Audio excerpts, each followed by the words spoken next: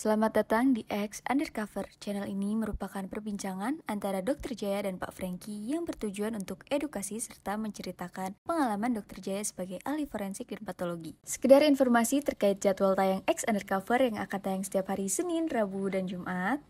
Maka dari itu, untuk mendukung channel ini agar selalu memberikan tayangan yang informatif dan edukatif, kalian bisa dukung kami dengan cara like, comment, subscribe, dan share. Dan selamat menonton! Jadi kalau rektal kita alirkan gas oksigen ozon, jadi tidak via darah, langsung ke rektal, ke anus langsung masuk lubang pantat, istilah awamnya ya. Jadi masuk ke dalam. Jadi di dalam rektum itu kan ada pembuluh darah kecil, jadi juga akan bisa diserap. Seperti anak-anak kalau misalnya kejang, itu kan dikasih obatnya lewat lubang pantat. Gitu ya? Iya. Anti kejangnya. Peluru namanya. Ya, atau obat-obat anti sakit juga bisa lewat ini lubang Di mata. situ ada pembuluh darah yang masuk diserap gitu loh sama darah saya baru tahu tuh ada cara kayak gitu. Yang saya tahu cuman biasanya kalau orang sembelit pakai obat disemprotin gitu, sus. Ternyata obat-obat juga bisa masuk lewat anus ya. Oke ya. Jadi buat yang suka sama siaran X Undercover nih, saya mau bayar utang. Kemarin kita kan janji mau menghadirkan praktisi ataupun orang yang memang sehari-hari itu seorang dokter ya, yang memang berkecimpung dalam terapi ozon. Ini saya kenalin dulu nih, Dr. Dian Cahyadi. Ya. Benar nggak saya ngomongnya nih? Benar. Dian Cahyadi ya. Oke, Dr. Dian Cahyadi ini adalah dokter saya nih. Saya kebetulan Dr. Dian ini selain ozon juga dia tuh mempunyai keahlian untuk akupuntur, Dokter Dian ya. Ya. Saya jadi korbannya, Dok. Biasanya ada kuntilanak. Kuntilanak itu kan dipakunya di badan. Ya. Di kepala kan? Di kepala. Saya yang di badan itu Dracula. Dracula ya. Artinya dia kan dikasih paku di kepala si kuntilanaknya itu. Makanya seperti kuntilanak. Karena saya udah bapak-bapak, dikasih jarum akupuntur juga di sini sama Dokter Dian, saya jadi kunti bapak. Begitu Dok ya. Kemarin kalau nggak salah beberapa minggu lalu ya, dipasangin di sini nih akupunturnya. Buat nambah otak. Dokter Dian tahu, saya sering melenceng ke sana sini, jadi otaknya dibikin mati dulu di situ. Gitu. Nah, tapi yang jelas Dokter Dian ini mempunyai keahlian untuk terapi ozon. Nah, gimananya seperti biasa nih. Ini kan rekan saya nih, Dr. Jaya yang punya keahlian sebagai dokter lah ya. Kalau saya kan supir akap, Dok. Kalau supir akap nanyanya sama Dr. Dian, Jakarta Surabaya berapa kilometer boleh deh ya. Tapi kalau untuk keahlian itu Enggak, belum. Jangan ke sini dulu, jangan ke situ dulu. Nah, ceritanya sih si Pak Franky ini udah hampir jadi dokter ya. Iya. Hampir. Nanti kan tergantung ujiannya, Dok. Nah, waktu kemarin pandemi COVID, nah dia ini salah seorang itu yang saking semangatnya dengan ozon beli alat ozon, Dokter Dian. Tapi sebentar. Seperti biasa nih. Saya mau nanya dulu, Dokter Dian. Lupa. Karena terlalu bersemangat untuk ngupas ozon. Saya mau nanya dulu sama Dokter Dian. Dokter Dian tuh cita-citanya jadi dokter itu sejak kapan? Dan kenapa kok pilihnya dokter? Nah, pertanyaannya berat nih. Enggak kan, mau jadi dokter kan macam-macam, Dok. Saya mau jadi dokter kecantikan gitu kan, karena pengen tiap hari ketemu wanita gitu kan. Nah, Dokter Dian ini gimana? Mau jadi dokter sejak kapan tuh? Sejak kecil atau sejak SMA nih? Sebenarnya keinginannya banyak, cita-citanya juga banyak. Tapi karena perjalanan waktu, juga waktu kuliah, ada beberapa major ya, fakultas yang kita pilih dan ternyata semuanya dapatnya kedokteran. Oh, gitu ya. Jadi ya, mata-mata pelajaran itu yang menjurus ke kedokteran itu lebih kuat ya, gitu ya. Lagi pula juga kedokteran itu diarahkan oleh orang tua saya, oleh ayah saya, karena kedokteran itu merupakan cita-cita.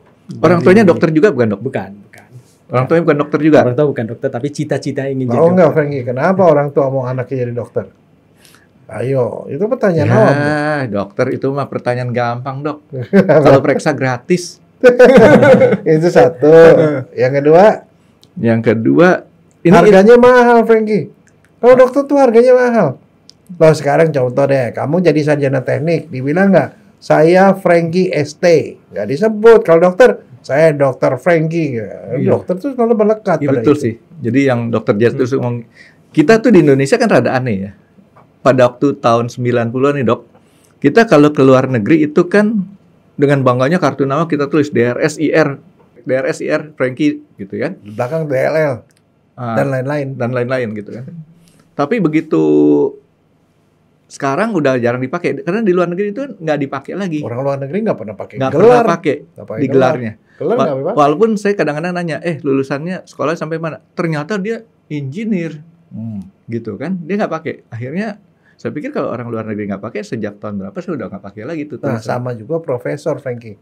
Orang Indonesia suka rada aneh. Kalau profesor A, profesor B, di luar negeri nggak pernah dipakai tuh tulis profesor, enggak.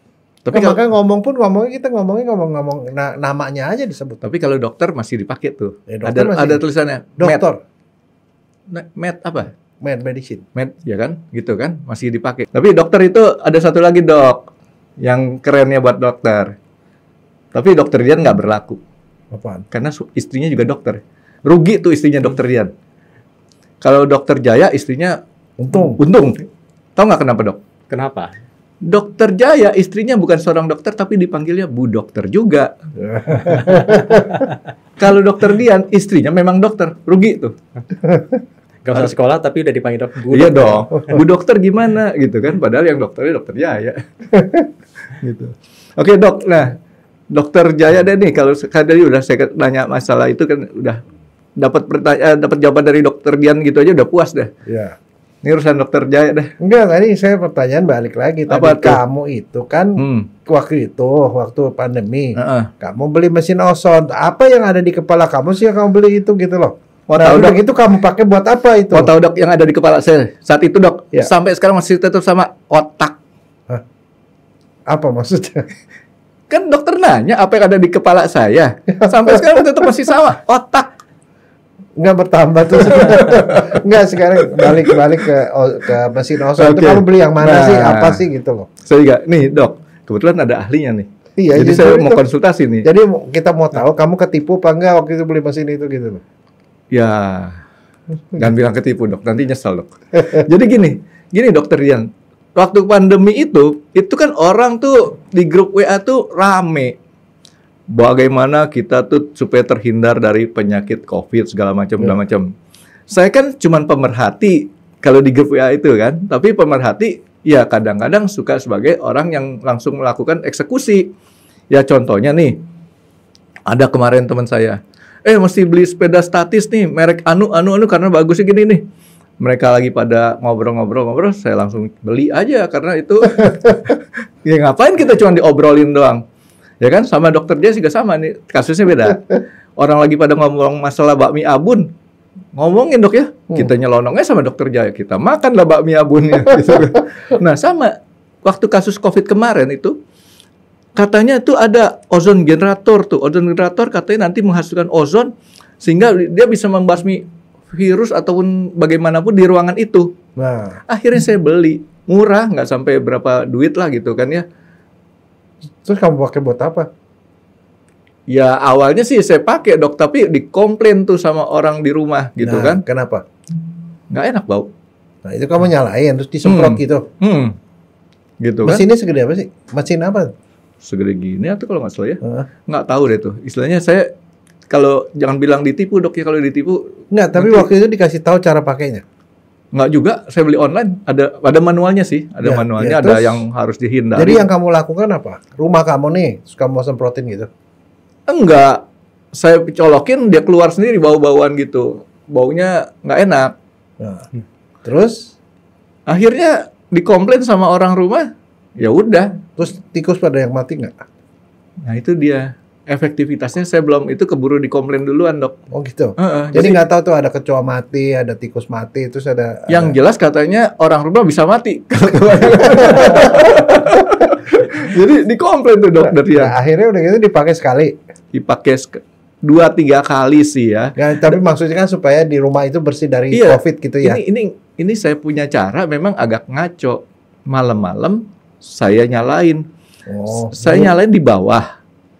Ruangan di bawah, kamar kan semua pada di atas, Dok. Tapi baunya tuh sampai ke atas, sampai kecium ke kamar. Itu makanya. Terus kamu sesek gak nyium gitu? Enggak juga. Tapi nggak enak. Nggak enak. Nggak juga. Terus akhirnya kamu matiin? Matiin. Udah dikomplain begitu, ya katanya. Ya itu komentar orang rumah tuh kayak Dokter Jaya, pada mati apanya. Dia bilang, istri saya bilang, kalau gini mah yang mati bukannya virusnya, gua yang mati katanya. Akhirnya langsung pensiun deh tuh mesin tuh.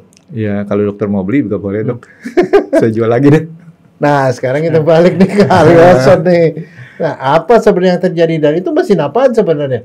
Nah itu sebenarnya kan ozon itu penggunaan itu ada beberapa. Jadi ada yang namanya ozon industri, ya, ozon yang untuk pengolahan air limbah, ada pengolahan tanah, ada pengolahan limbah B3 dan ada juga untuk air. Saya air kolam renang itu ada juga.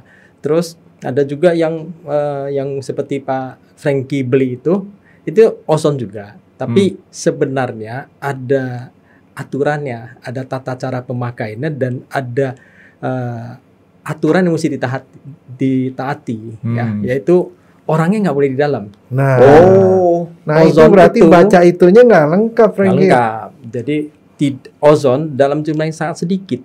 Itu misalnya di pegunungan rasanya sejuk. Tapi kalau dalam jumlah kadar yang banyak, itu malah akan menyebabkan iritasi saluran nafas. Jadi tidak boleh dihirup. Langsung. Jadi istri saya punya komentar tuh benar, Dok ya. Betul. Terus apa yang terjadi, Dok? Jadi kalau misalnya molekul ozon itu sifatnya lebih berat, jadi dia akan lari ke bawah. Gitu. Dan sebenarnya itu ozon mesti tahu. Ozon itu juga oksidatif yang sangat kuat. Jadi untuk sebagai desinfektan itu bisa dipakai, tapi ya harus tahu tata cara tadi itu loh. Ya, jadi juga termasuk juga yang namanya karet itu harus disingkirkan. Jangan ada karet. Jadi untuk pembersih ruangan bisa. Kalau ada karet akan rusak, kan jadi getas. Dengan ozon tersebut. Tadinya saya mau apa? Saya mau taruh di mobil. Kan ada satu mobil yang saya nggak pakai ya. Itu udah pensiun lama tuh mobil, tapi saya sayang, jadi saya nggak jual-jual. Saya mau masukin ke mobil supaya istilahnya kecoa yang ada di dalam mobilnya hilang. Untung saya nggak pasang yang di situ ya. Kalau pasang dia punya karet-karet pintu, hancur ya. Enggak, tapi sebenarnya apa yang terjadi sih sebenarnya kalau orang ngisep seperti kayak Frankie itu, ngisep itu jangan waktu lama atau masuk ke itu, ada bahayanya nggak gitu? Ada bahayanya. Jadi ada aturan kalau misalnya udah ditentukan bahwa jangan lebih dari sekian ppm. Ada ppm-nya. Jadi parts per million ya? Iya, jadi ada ppm-nya. Jadi jangan sampai terlalu lama. Terpapar sebentar is okay, tapi jangan terus-menerus. Ada jangka waktunya juga, ada kriterianya semua. Jadi berbahaya sebenarnya kalau tidak tahu cara penggunaan. Untung istrinya itu ngelarang. Kalau enggak udah pasti waduh. Dan itu bukan ozon medis ya. Kalau ozon medis itu lebih beda lagi dan lebih ketat lagi. Ada aturan-aturan harus ditaati. Ya, kalau yang saya baca sih harus mengganti filter sekian banyak gitu kan, sekian jangka sekian gitu. Pakai filter apa pakai apa sih, Dok itu? Dia cuma pakai generator dan ada kipasnya saja. Gitu. Dia oksigennya dari udara ini ya. Dia pakai pakai udara bebas. Oke. Berarti memang sudah layak buat pensiun tuh mesin tuh, Dok ya. Nah, tadi ada satu lagi istilah baru, ozon medis. Nah, ozon medis itu apa, Dok? Nah, ozon medis itu generator. Jadi ozon normalnya itu kan ada di atas kita, kira-kira 10 sampai 40 km di atas kita di 10 sampai 40 km. Ya, berarti kalau kita naik pesawat udara tuh dengan ketinggian di atas 30.000 kaki udah ada lapisan lapisan ozon tuh. Jadi ada namanya stratosfer. Ya. Jadi atau ada juga yang disebut dengan ozonosfer. Jadi 10 mulai ada itu. Jadi lebih banyak itu ada 20-40 km di atas kita. Jadi sebenarnya ozon itu berguna bagi umat manusia. Kalau tidak ada lapisan ozon, bisa dipastikan makhluk yang ada di bumi ini akan terkena penyakit, terutama penyakit kulit. Dia mencegah ini matahari supaya nggak langsung merusak manusia. Jadi dia filter. Artinya dia nge-filter ya? Nah, filter. Jadi ultraviolet akan sampai ke bumi juga, tapi jumlahnya sudah sangat sedikit. Nah itu dia yang pernah dengar nggak cerita bahwa ada ozon bolong gitu. Lubang ozon. Nah itu dia. Gara-gara freon. Ya, itu lubang, makanya itu bisa menimbulkan penyakit. Sebelah mana sih lubangnya, Dok? Enggak, saya mau tahu tuh yang kayak gitu tuh. Ya pasti di atas. Nah itu ozon. Salah nanya saya. Kalau untuk di dunia kedokteran sebenarnya kalau bicara ozon itu saudara kandungnya oksigen. Jadi molekul oksigen itu ditemukan kira-kira 1700-an, kira-kira 250 tahun yang lalu. Baru ditemukan namanya 2 atom. Jadi namanya atom oksigen. Jadi perlu waktu kira-kira 60 tahun. Baru ditemukan lagi O3. O3. Itu saudara ozon. Saudara kandung, lain bapak, lain ibu. Nah itu udah ketemu tuh dipakai buat apa, Dok? Nah awalnya itu sebenarnya ditemukan oleh orang Jerman. Ya, jadi tadi mungkin podcast sebelumnya sudah diceritakan oleh Dr. Jaya bahwa istilah ozon itu berasal dari kata ozone. Ozone artinya terhirup. Jadi ada bau-bauan. Awalnya kan nggak tahu nih apa ini bau-baunya, bau-bau khas. Jadi ozon itu adalah gas dengan molekul O3. O3 ya. Jadi dia tidak terlihat tapi tercium. Tidak berwarna. Dan ada bau khas tapi sendiri ya, ozon sendiri merupakan anti bau juga. Dia memiliki bau tapi dia anti bau. Apa? Nah, jadi semacam kayak penghilang bau. Penghilang bau. Jadi itu sebenarnya nanti bisa dipakai untuk dunia medis juga. Jadi awalnya malah dipakai untuk pada saat Perang Dunia Pertama. Jadi kira-kira 1915 itu oleh praktisi, oleh dokter di Jerman untuk mengobati para serdadu yang terluka. Jadi ada luka lecet, ada luka infeksi anaerob, itu dipakai di sana. Ozon mulai dipakai. Jadi untuk ngilangin luka-luka itu dengan ozon efektif tuh, Dok ya? Karena gini, tadi ada dibilang bakteri anaerob itu adalah bakteri yang hidup anaerob kalau kondisinya nggak ada oksigen. Nah dengan dikasih ozon, dia kena oksigen, kumannya mati gitu. Dokter Jaya kan suka dengan kimia kan, Dok ya? Ya. Kalau nitrogen sama oksigen digabung jadi apa, Dok? NO2. NO2. Tapi saya balik, kalau oksigen digabung sama nitrogen jadi apa, Dok? Oksigen digabung sama nitrogen. Iya. Nggak tahu jadi. Oksigen O2, Dok. Nitrogen N doang, Dok. Nitric oxide. Bukan, jadi O-on. Nah, kalau itu belum belajar saya. Itu kimia versi saya, Dok. Oke, tapi itu dipakai buat itu buat orang luka-luka yang kumannya itu nggak tahan sama oksigen, mati. Oke, misalnya tetanus, misalnya contoh. Tetanus dikasih ozon aja tuh artinya tetanusnya bye-bye gitu ya? Atau gimana? Bukan, jadi pada prinsipnya ozon itu memiliki sifat itu bakterisid, membunuh bakteri. Membunuh bakteri. Jadi dia bunuh bakteri, dia bunuh jamur, dan dia juga menghambat si virus. Jadi namanya virusid.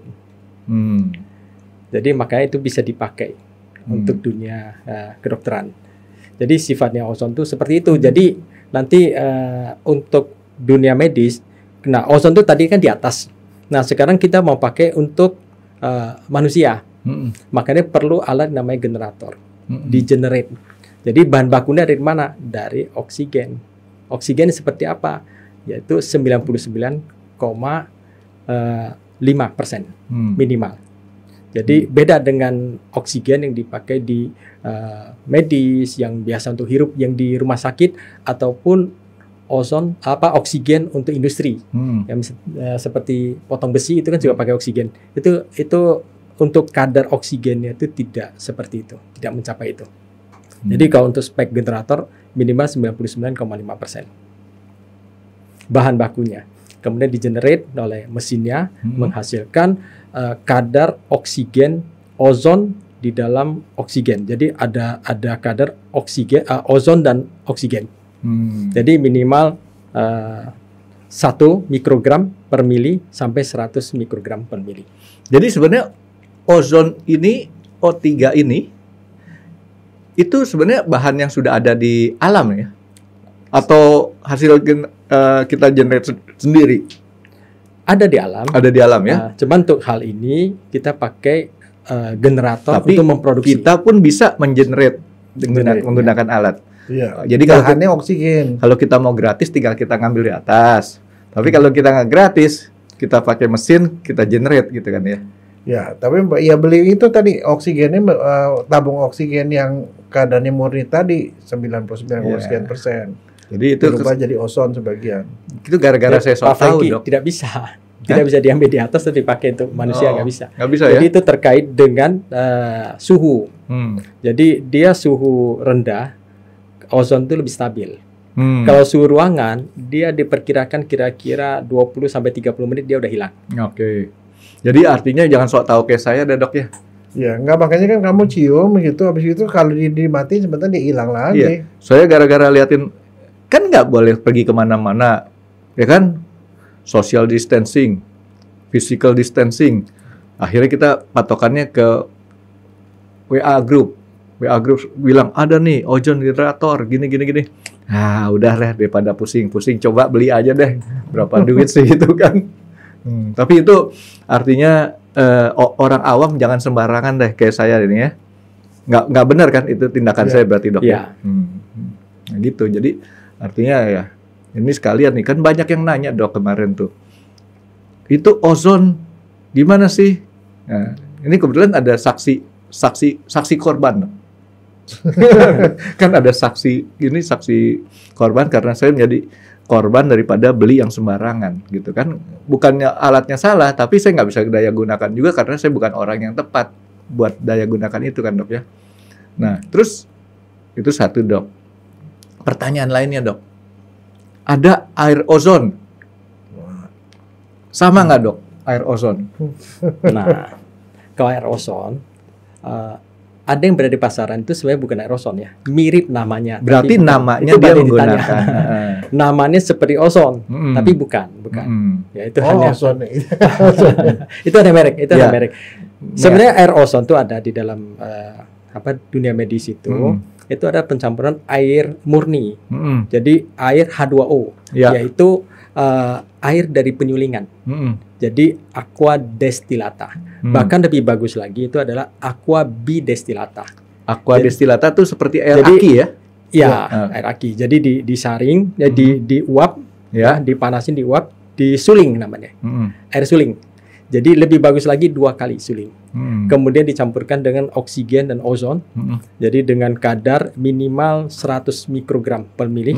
Jadi dalam waktu kira-kira 5 menit maka akan dihasilkan konsentrasi air ozon dengan kandungan 20 mikrogram.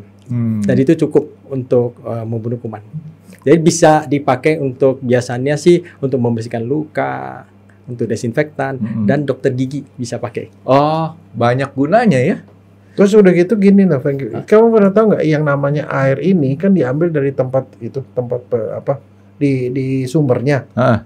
Salah satu cara untuk mensterilkan ini pakai ozon. Salah satunya ya. Iya. Pakai ultraviolet juga kan bisa, Dok ya. Iya. Nah, sekarang kalau balik lagi nih kepada sifat saya yang sok tahu nih, Dok. Udah kepalang nih ceritanya nih, beli ozon generator. Terus saya taruh dia di tempat air yang banyak tadi itu, Dok.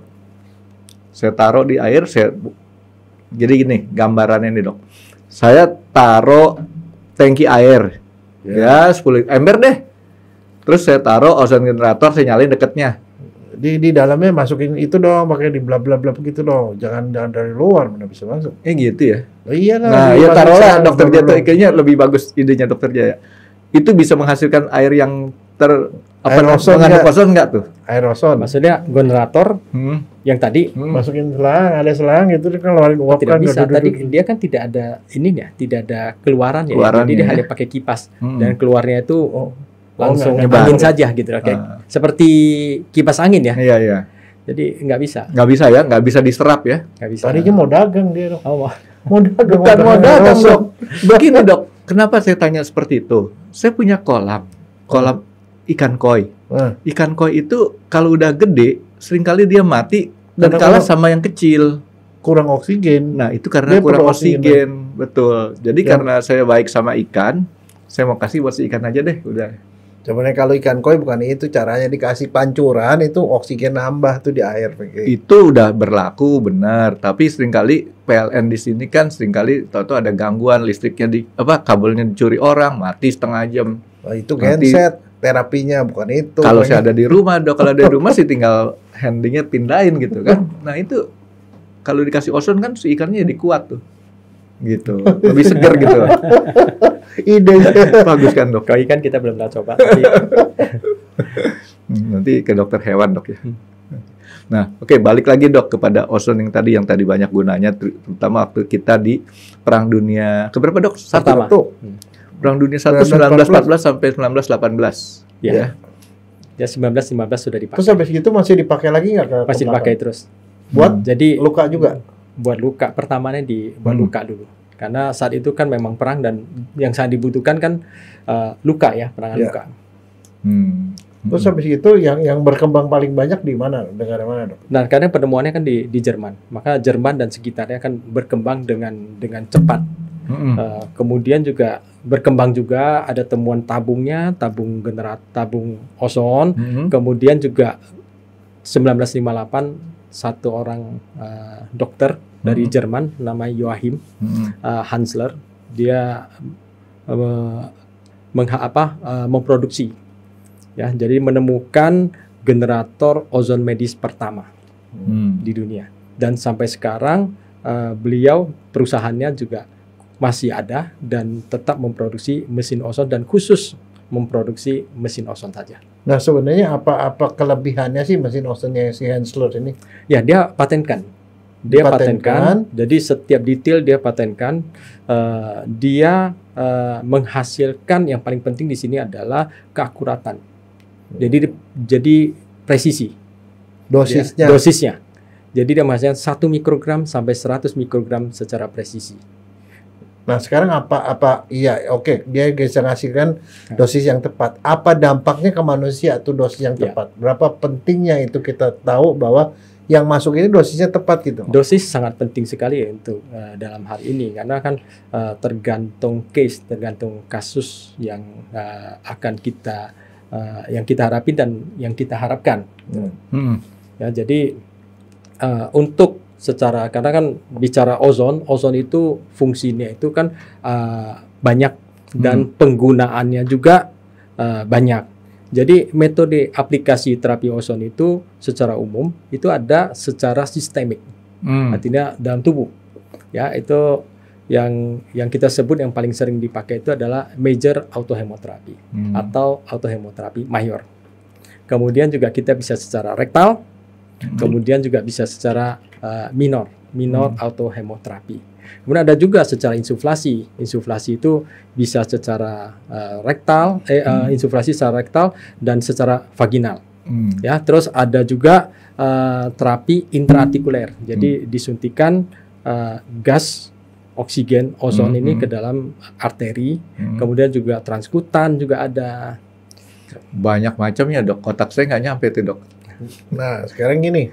Tadi gini, Dok, ya, biasanya kan kalau orang ngasih obat misalnya dikasih 100 mg nggak mempan, 200 mg masih mempan, makin tinggi kan makin hebat gitu. Ozon sama nggak seperti itu? Oh, berbeda. Jadi maksudnya Dokter Jaya itu adalah seperti dosis. Mungkin obatnya dosisnya itu antibiotik ya. Ditambah antibiotik atau anti sakit nih, dia nih kemarin kena HNP.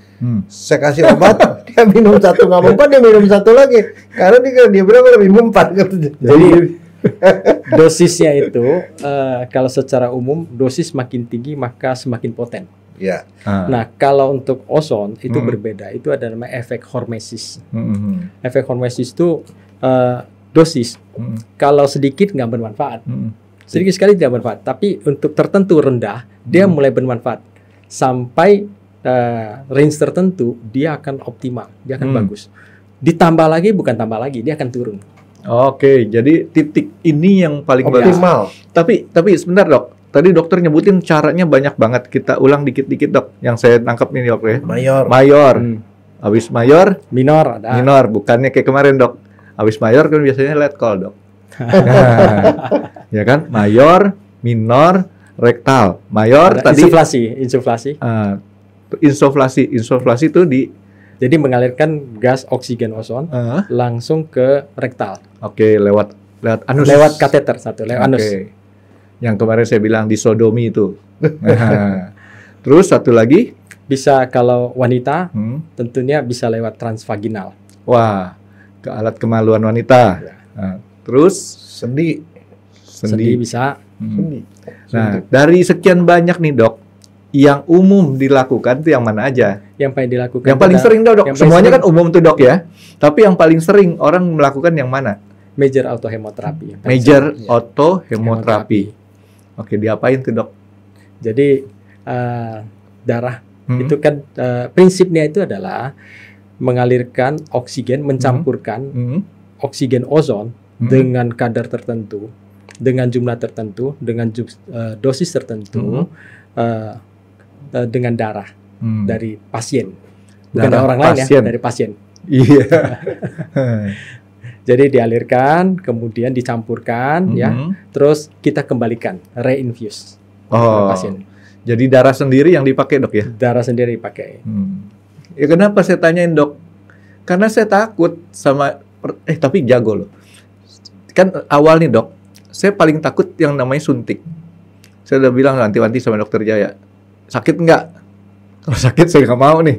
Tapi sampai sekarang syukurlah sudah berapa kali? 3 kali ya dok? 3 atau 4 kali ya saya ozon ya. Nggak sesakit yang saya bayangkan gitu ya. Makanya saya mau terus gitu kan. Nah itu kenapa tadi saya tanyakan caranya? Karena waktu diterapi sama dokter Dian tuh saya nggak lihat. Saya nggak berani lihat darah dok. Itu loh aja saya tanya. Itu diapain? Pokoknya tangan saya udah saya pasrahin begini aja deh. Gitu. Ya. Jadi ternyata seperti itu prosesnya ya. Darah kita sendiri dikeluarin, terus diaduk-aduk. Ya dimasukin gas. Oh iya. Ya, saya kan namanya supir akap jadi ngomongnya diaduk-aduk. Nah, terus jadi balikin lagi, transfusi balik. Dan itu prosesnya nggak lama tuh dok. Cuman sekitar 20 menit. 20-30 menit ya dok ya. Tergantung darahnya ya. Tergantung darahnya. Kayak si Pamela tuh darahnya dokter itu kan susah ya. Susah, dia darahnya lebih kental. Lebih kental ya. Karena apa dia tuh? Karena dia darah bangsawan atau bukan ya? Karena kotor darahnya. Yang paling cepat darah istri saya, cepet deh, gitu.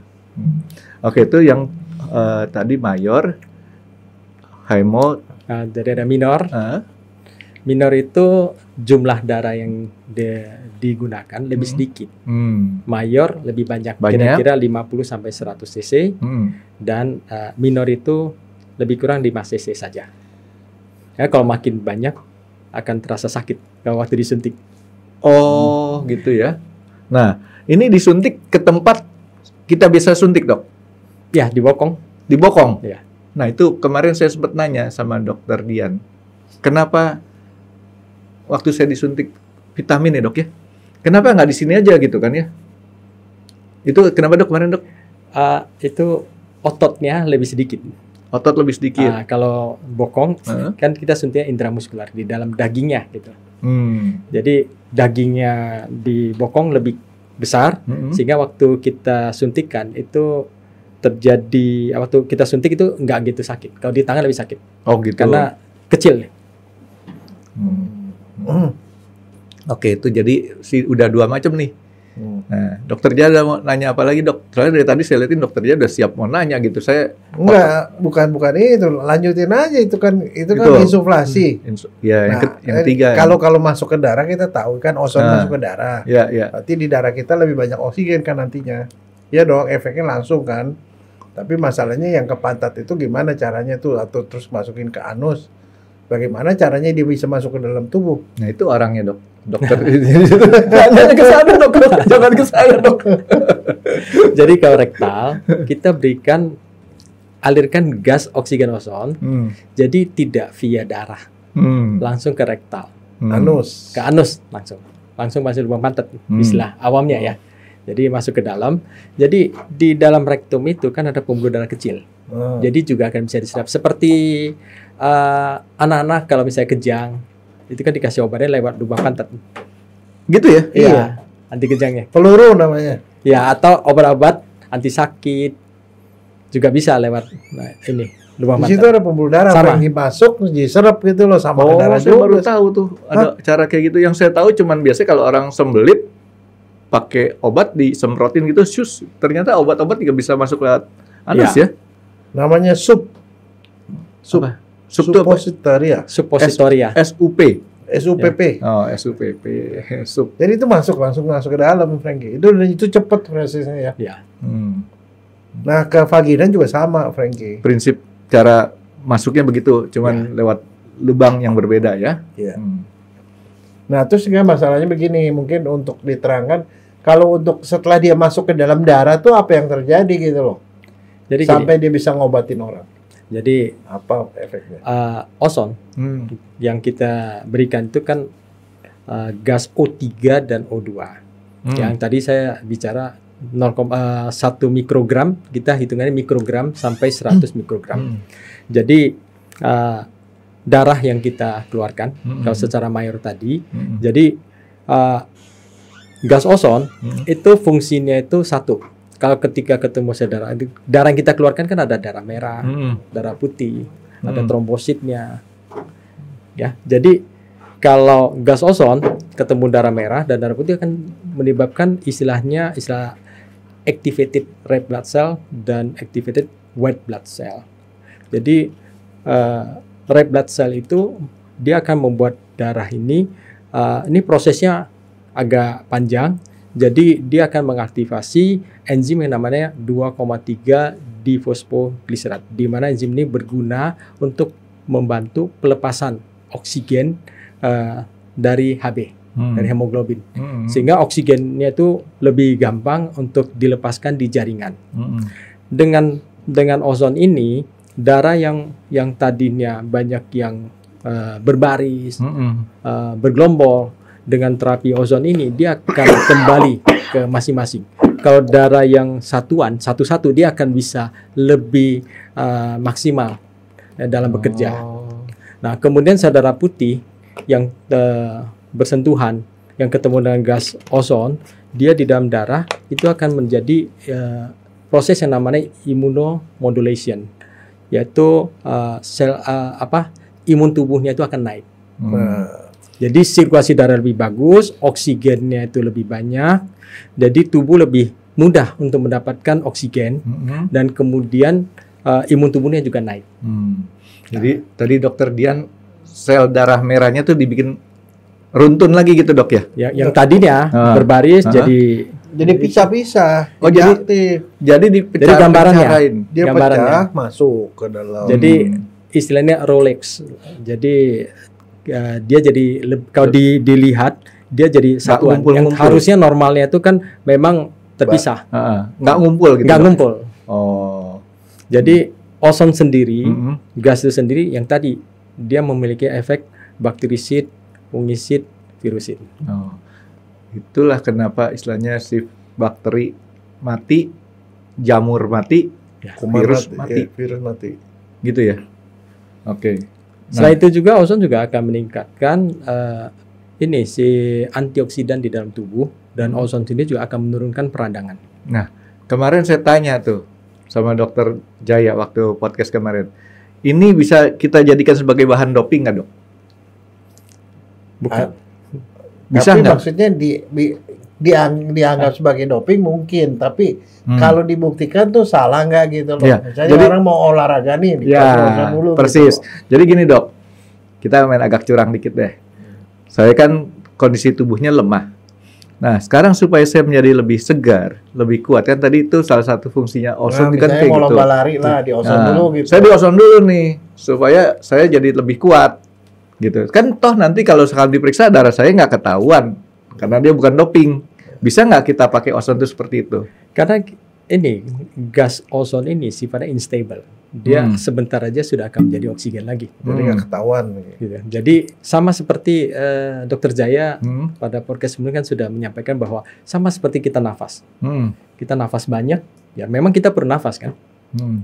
So itu bukan doping. Ya jadi tetap bisa kita pakai manfaatnya tanpa itu disebut doping. Ya. Kasarnya gitu kan. Tapi kamu salah kalau kamu lomba lari bukan itu. Tahu nggak supaya doping yang nggak ketahuan juga? Jangan bangun dari tidur, Dok. Bukan, Kan saya selangkangannya itu diolesin Remason, Frankie. Bukan kan saya lomba larinya di mimpi, Dok. Jadi jangan bangun dari tidur. Gitu. Oke, jadi aman ya, Dok ya, artinya di Itu sini bukan doping pokoknya. Iya, artinya tapi kan bisa manfaatnya tuh seperti doping.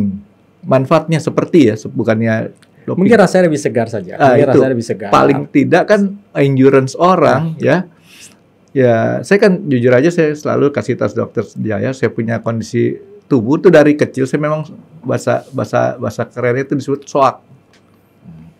Selalu gampang sakit gitu kan ya. Nah, jadi kalau dengan cara kayak gini kan itu sangat bermanfaat buat tubuh yang kayak saya. Jadi dikasih lebih segar gitu. Nah, ini Dok, tadi dokter bilang kan ozon ini kan harus dengan dosis yang tepat. Ya. Nggak boleh sembarangan kan? Nggak boleh sembarangan dosis yang tepat. Nah, masalahnya kita dosis yang tepat itu kita apakah lakukan setiap berapa lama sekali seharusnya? Ataukah sesuai dengan keperluan sajalah gitu? Ya, itu tergantung kondisi. Dan kita lihat kondisi fisik dan kondisi darahnya. Pada saat keluar itu kan kita lihat kondisi darahnya seperti apa. Kalau dia jelek sekali, mungkin frekuensinya lebih sering. Oke. Nah, misalnya kamu deh waktu itu pertama kali kamu kental nggak tuh darahnya? Dibilang saya nggak lihat, Dok, saya takut sama Enggak, darah. tapi kan ceritanya. Ini, nah, Mungkin si Pamela cerita, oh darahnya kental amat, hitam, Kental, mungkin katanya. darahnya biru Ya. misalnya. iya biru. Terus Keturunan ningrat. setelah di ozon jadi apa gitu loh? Nggak tahu deh, beneran. Nggak tahu. Yang Pamela kamu nggak lihat juga ya? Wah, saya tuh kayak burung beo, Dok. Atau kayak burung kakak tua. Jadi nggak boleh lihat darah. Begitu lihat darah bisa pingsan tuh, Dok. Jadi, dokter Dian mungkin bisa ceritain. Darah saya saat itu pertama, apa yang terjadi, Dok? Darah yang Pak Frankie itu lebih gelap ya. Lebih gelap ya? Jadi merahnya itu merah gelap memang. Jadi kalau di Google Map itu padat merayap gitu ya? Bukan merah cherry red, bukan. Lebih gelap ya. Ya, artinya lalu lintas di Google Map itu yang pokoknya jangan lewat situ deh. Ya. Padat merayap gitu, pamer. Artinya kan kurang oksigen di dalam darahnya. Oh. Nggak begitu bagus. Terus setelah di ozon ada perubahan ya, Dok ya? Ya, makin kesini makin baik. Warnanya berubah. Warnanya berubah. Gitu. Dan itu yang kamu liatin tuh apa? Tetesannya kan kamu lihat. Nggak lihat, Dok. Nggak berani lihat. Nggak lihat, Dok. Jujur. Saya kalau mohon maaf ya, kadang-kadang kan kalau ada kecelakaan di jalan, Dok, orang kan senang nimbrung ngeliatin gini. Nah, keuntungan saya karena saya nggak berani lihat yang kayak gitu, biasanya saya terus aja. Kenapa? Kalau saya lihat yang seperti itu, bisa saja orang tuh malah nolongin saya karena saya pingsan. Nggak bisa saya ngeliat darah, Dok. Yang kayak gitu. Nggak tahu ya, dari kecil tuh nggak biasa tuh kayak gitu. Jadi makanya saya nggak boleh sekolah kedokteran, Dok. Oke. Nah, terus lanjutnya nih, kan waktu dulu di awal tuh dipakai buat kebatian orang sakit. Terus belakangan tuh perkembangannya di ozon dipakai buat apa aja, Dok? Maksud dokter Jaya? Enggak, di awal kan dia dipakai untuk ngobatin orang-orang yang luka-luka. Ya. Seiring Terus waktu. belakangan makin kesini kan indikasi makin banyak buat apa aja gitu. Banyak. Jadi di dunia ini kan kami ada organisasi, Dok. Ya. Jadi di dunia itu ada organisasi juga. Jadi karena tadinya dari Perang Dunia, kemudian juga terlihat bagus kan, kemudian kan isu itu beredar kemana-mana dan ternyata ozon itu bagus dan masing-masing melakukan penelitian dan berkembang terus. Tapi terutama dari Eropa dulu dari ya. Eropa dulu. Nah, karena sudah semakin banyak praktisi, kemudian mereka juga membentuk ya, merasa penting untuk membuat suatu organisasi namanya. Itu organisasi dokter-dokter tuh isinya. Dokter-dokter isinya. Jadi Medical Society of Ozone Therapy di sana. Ya. Jadi kemudian berkembang lagi, jadi berubah ya. Jadi namanya itu jadi German Medical Society for Ozone Application in Prevention and Therapy. Jadi yang lagi. pertama kali banyak berkembang itu di Jerman ya. Di Jerman. Berarti di dunia Eropa, di benua Eropa sana, ozon terapi itu udah sangat lama dikenal orang, Dok ya. Sudah lama. Di kita aja yang masih istilahnya masih ngerasa ini barang baru, gitu ya? Tidak juga. Nggak juga. Nggak juga. Buat saya lah kalau gitu ya. Buat saya nih barang baru nih. Berarti kamu kurang gaul, Franky. Ya, namanya supir akap dok, gitu kan cuma taunya trayek. Di dunia itu ada namanya Asosiasi Ozon Dunia. Namanya yang pertama untuk Eropa itu namanya Eurocorps. Jadi European Cooperation. Iya. Jadi kooperasi, jadi perhimpunan dokter terapi ozon di Eropa. Kemudian untuk internasional ada namanya International Ozone Association, IOA. Nah, di sana itu lebih luas lagi.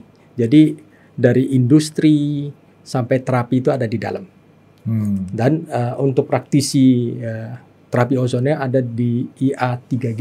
Maksudnya, jadi European, African, Asia, dan Australasia. Grup di sana. Dan kalau di Indonesia sebenarnya sih terapi ozon sudah ada sejak tahun 1988. Udah lama, Franky. 1988. Belum lahir, Dok. Hah? Saya belum lahir. Belum lahir.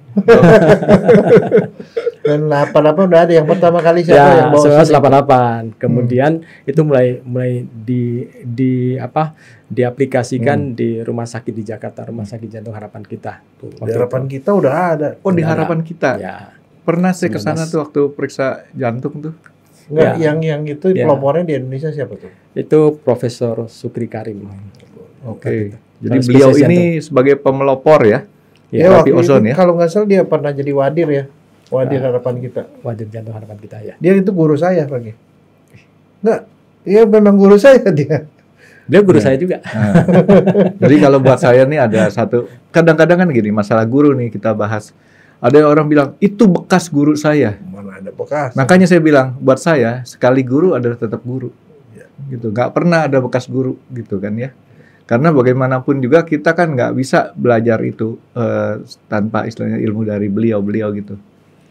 Kenapa nggak ada bekasnya? Sebab yang udah ditanam di kepala kamu nggak bisa dicabut sama dia. Makanya nggak ada bekasnya, Franky. Di kepala saya. Iya kan, ya apa yang diajarin sama dia masuk kepala kita nggak bisa dicabut, makanya nggak ada bekas. Nggak pernah ada yang masuk juga sih, Dok. Itu lain lagi itu. Berarti kalau udah lupa bukan guru lagi nih. Makanya saya nggak patokan. Jadi nih beliau ini Profesor Sukri Karim itu spesialis jantung dan pembuluh darah, Franky. Dia itu dosen di FKUI, makanya dia itu dosen saya.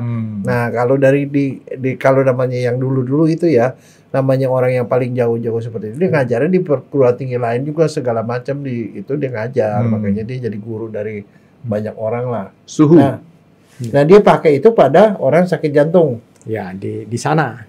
Di Harapan Kita. Di Harapan Kita. Nah, buat jantung apanya nih? Apa juga, indikasinya? Saya juga kurang tahu waktu itu. Oke. Tapi intinya sudah dari tahun 88. Belum jadi dokter waktu itu. Belum jadi dokter. Belum jadi mahasiswa kedokteran juga. Oh. Tapi prinsipnya sih sebenarnya gini ya, Franky. Kalau ozon itu kan menambahkan oksigenasi supaya penyebaran oksigen lebih banyak ke tubuh kita. Orang sakit jantung salah satu masalahnya adalah soal oksigen, Franky. Jadi kalau menurut saya sih pasti terbantu kalau orang yang ditambahin oksigen. Ini ngomong-ngomong sakit jantung, ada hal yang lucu nih kemarin teman saya di Jogja. Saya telepon dia, yang angkat istrinya. Tadi pagi saya barusan telepon lagi karena dia sudah balik dari rumah sakit. Cerita dia agak lucu-lucu juga. Dia pernah dikasih ring ya, Dok ya. Karena olahraga katanya dia punya pembuluh darahnya bagus, mengembang, ringnya jalan katanya. Nggak tahu dia cerita bener apa nggak. Bener, ringnya jalan. Kesumbat di tempat lain gara-gara ring itu. Tapi kalau pakai ozon, itu darah tersebut dikasih oksigen lebih bagus ya, supaya si organ-organ bagus ya. Ya. Benar sih Dokter Jaya. Jadi jantung dimanapun lah, organ tubuh kita itu membutuhkan suplai oksigen.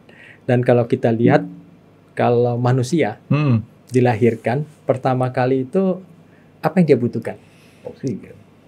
Kalau bayi keluar nih, apa yang dia butuhkan? Susu. Oksigen. Tidak. Nangis lah. Oksigen ya. Mesti nangis. Saya Kalau pikir enggak, dikasih mesti ditabok dulu nih. Ditepuk-tepuk kan supaya dia nangis. Pada saat nangis itulah pertama kali dia bernapas.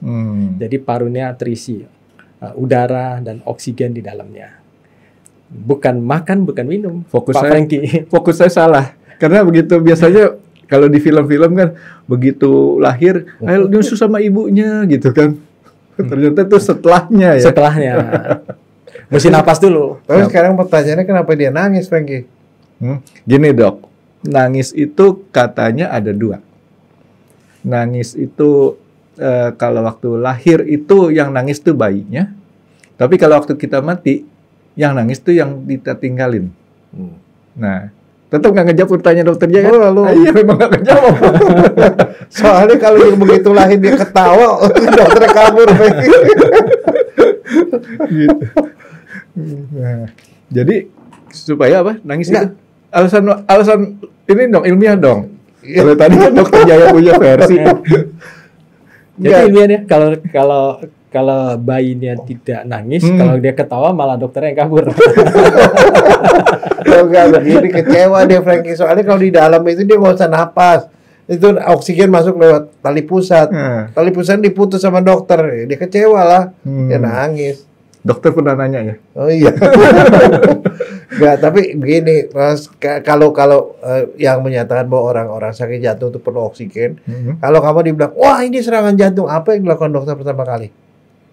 Pasangin oksigen di sini, Frankie. Oh gitu ya? Oh iya. Coba betul kan? Ya. Ya itu dia. Jadi artinya saya nanti beli lagi deh. Saya di rumah ada tabung oksigen dok. Dulu tuh saya memang sok tahu kadang-kadang. Pokoknya apapun yang orang ngomong saya beli, Karena dulu kenapa saya beli tabung oksigen? Karena itu saya pernah ngedengar di TV, ngeliat di TV di Thailand terapi oksigen supaya membuat awet muda. Nah itu. Karena sesat lagi dia. Aliran sesat banyak bergabung di saya, gitu. Akhirnya saya beli. Nah, jadi besok saya isi lagi tabung oksigen saya supaya istilahnya colok lagi dok. Mau beli nggak ini yang generator Hensler? Percuma. Saya bukan ahlinya. Saya yang kayak gitu istilah gini dok. Kalau buat saya, kalau kita udah tahu ada ahlinya dan istilahnya di situ ada hal-hal yang dalam hal beresiko ya kita percayakan sama ahlinya. Ya. Jangan kita sok tahu. Kemarin itu kan saya tahu karena saya nggak tahu ada ahlinya. Disangkanya seperti ini aman-aman aja gitu. Kalau sekarang udah tahu. Sekarang ini tadi menyangkut soal ini. Soalnya kan ada banyak orang tuh yang salah persepsi dok. Dia datang nih, ini di klinik saya juga sama begitu. Kasih ozonnya dikasih berapa? Sekian, misalnya 3.000. Wah hari ini saya minta 6.000 dong. Besok-besok saya minta 8.000 dong. Nah boleh nggak dok? Gitu loh. Nah itu loh. Jadi dia pikir kalau gua seger, gua tambah lebih gitu. Berarti dia jadi dokter setelah menjadi dokter untuk ngajarin dokter. Oh, iya kan? Lah iya. Soalnya dia dokternya kan. Nah ini persepsi di sini, gitu loh. Jadi itu gimana dok? Terapi ozon itu juga ada guidelines ya. Dan kami itu di Indonesia itu kan ada perhimpunan. Jadi ada namanya Pertozi. Jadi Perhimpunan Dokter Seminat Terapi Ozon di Indonesia. Dokter Seminat Terapi Ozon. Ya, Pertozi. Gitu. Jadi kami itu juga merupakan anggota dari IRUCOP dan anggota dari IOA. Wadah dunianya nih Wadah dunianya. Jadi kami juga otomatis mengikuti guideline petunjuk dari dunia. Jadi protokolnya nggak sembarangan. Ya. Jadi setiap 2 tahun sekali ada kongres internasional dan di situ juga kita bahas dan termasuk juga menyampaikan ada perubahan atau ada penelitian-penelitian baru tentang ozon. Nah kebetulan nih Dokter Dian nih saya tahu kemarin kongres IOA beliau ini presentasi apa yang dibawain dok di sana dok? Ya kita presentasi di sana. Yang dibawanya kertas kali dok. Kita presentasi hasil penelitian yang selama kami lakukan di Rumah Sakit Polri. Kita bekerja sama dengan teman-teman di Rumah Sakit Polri berkaitan dengan pelayanan terapi ozon di sana. Dokter Dian tugas di sana ya? Bukan. Jadi pada saat COVID kemarin, jadi kan kami itu semua dengan teman-teman pengurus merasa terpanggil. Pengurus Pertozi tadi, ya, dokter. Teman Pertozi, pengurus Pertozi itu kami merasa terpanggil. Jadi COVID waktu itu kan kita semua tahu bahwa di mana-mana kekurangan. Jadi kekurangan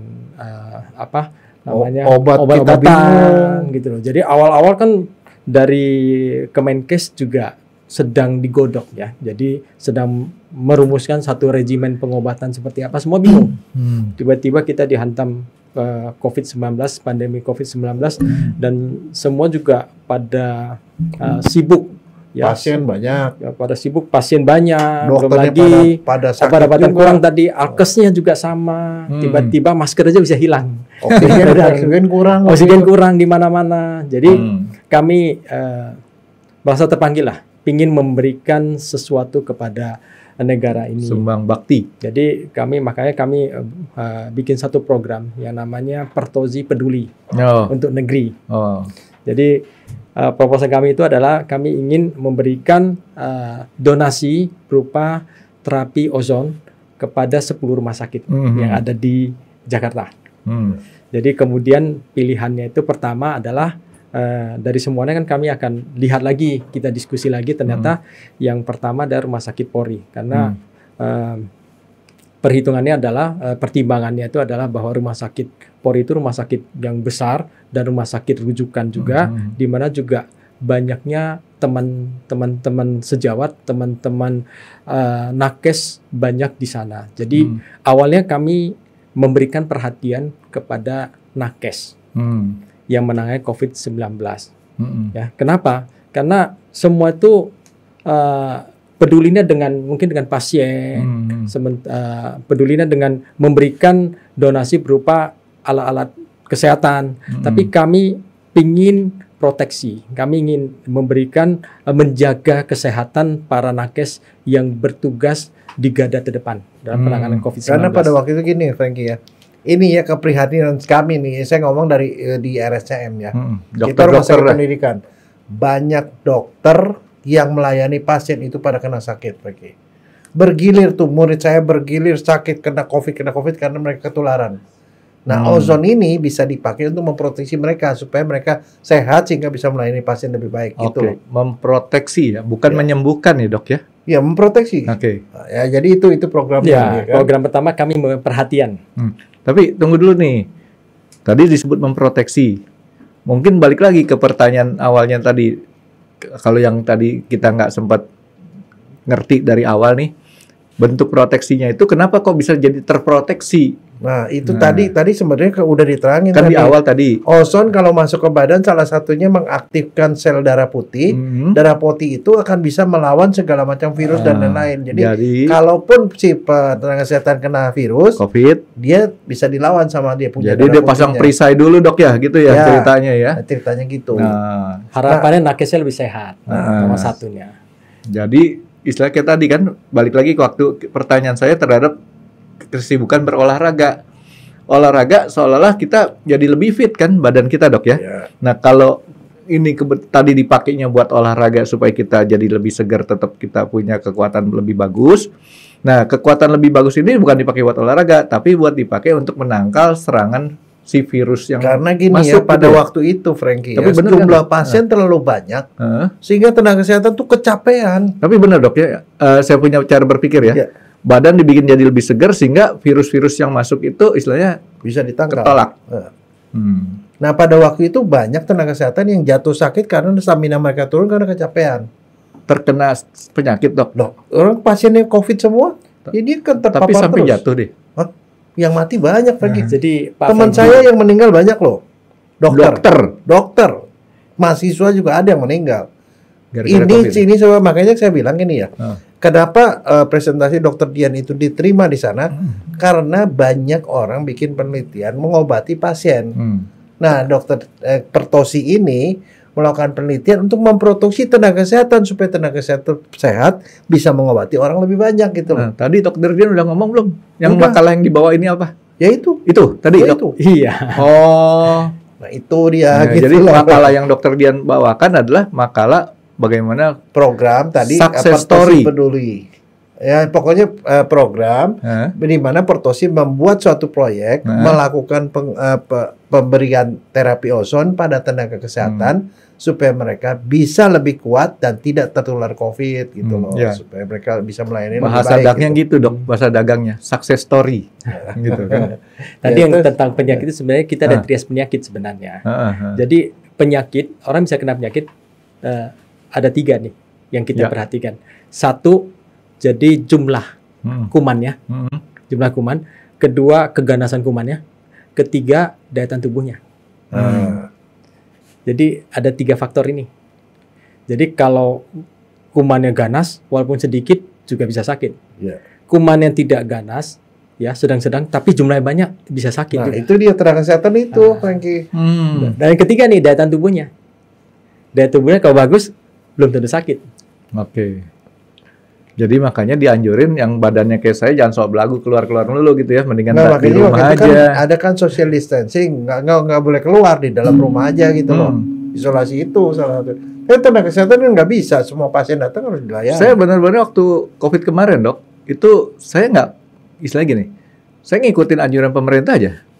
Nggak keluar rumah, kalau keluar pun karena saya kan orang lapangan, kalau nggak keluar rumah kayaknya bete banget. Akhirnya keluar keliling-keliling di atas mobil, nggak buka jendela, nggak turun juga karena cuma pengen ngelihat kondisi Jakarta doang gitu, keliling Jakarta gitu kan, ke tempat yang masih dibuka ya. Terus hasilnya gimana, Dok? Hasilnya bagus sekali ya. Jadi sebenarnya awalnya ini bukan, kami tidak melakukan penelitian awalnya. Jadi kami hanya berupa donasi, pelayanan, dan kami memberikan edukasi juga pelatihan.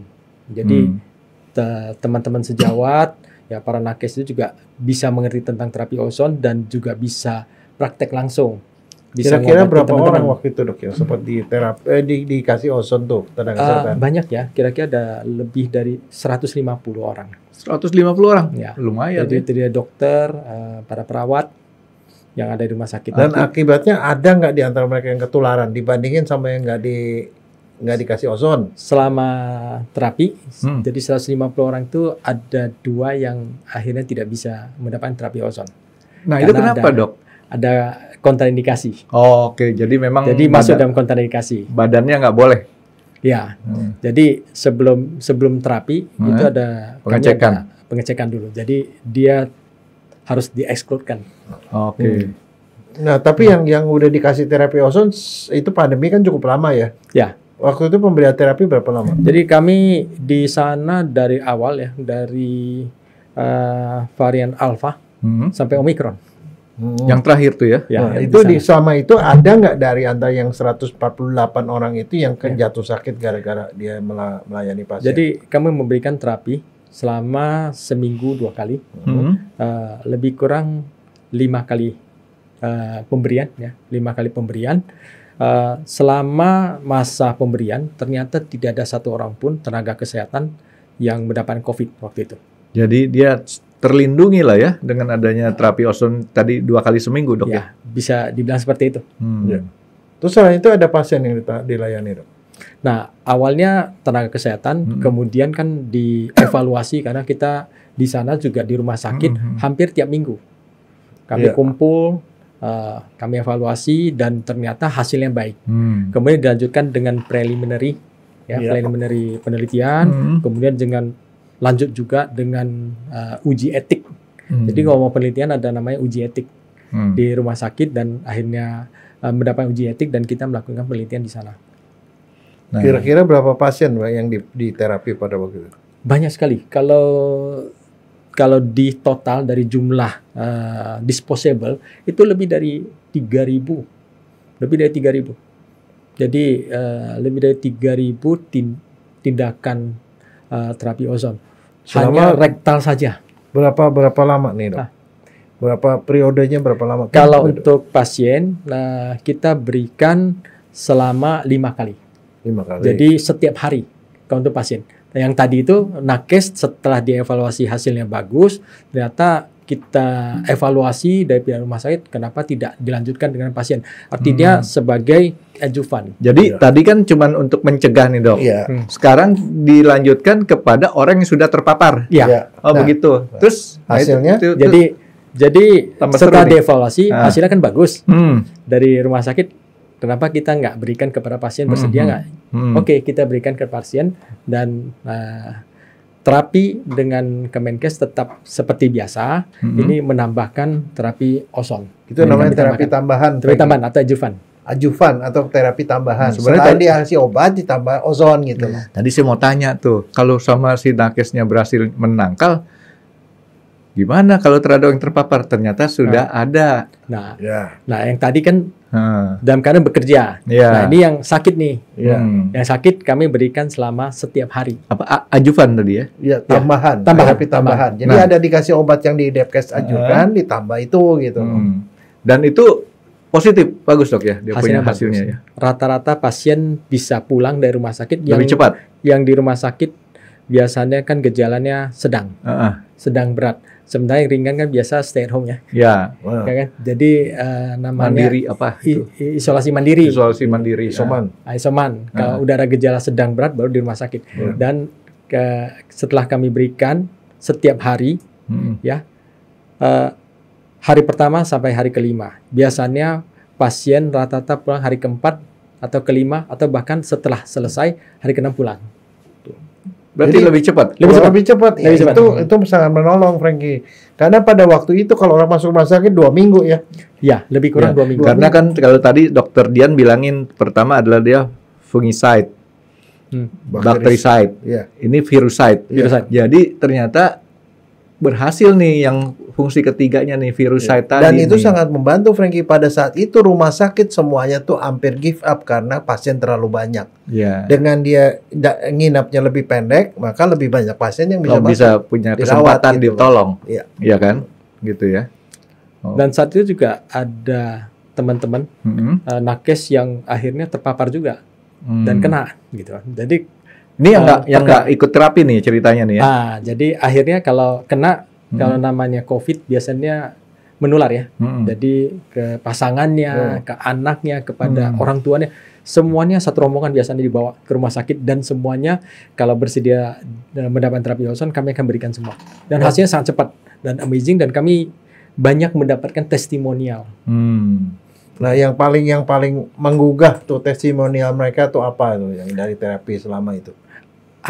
Terus terang kami dapat banyak kasus unik, banyak sekali kasus unik. Ada yang sesak, ada yang sudah sakit dari awal sakit dan makin lama makin menurun. Dan saat itu kan tidak ada waktu zaman varian Delta itu kan yang paling ramai, paling parah bisa dibilang ya. Jadi rumah sakit susah mendapatkan bed di rumah sakit. Jadi ada yang akhirnya dapat dalam keadaan sudah parah, sesak sekali, saturasi rendah, dirawat di rumah sakit, keesokan harinya diberikan terapi ozon, lusanya sudah pulang. Pulang dalam keadaan sembuh kan dok? Dalam keadaan sembuh, sehat. PCR-nya negatif. Soalnya pulang bisa ada 2 kemungkinan dok. Dan bukan pulang, Frankie, kamu salah. Bahasa Indonesia berpulang. Oh, berpulang. Pulang sembuh. Biasa pasien kaget, keluarga kaget, dokternya kaget.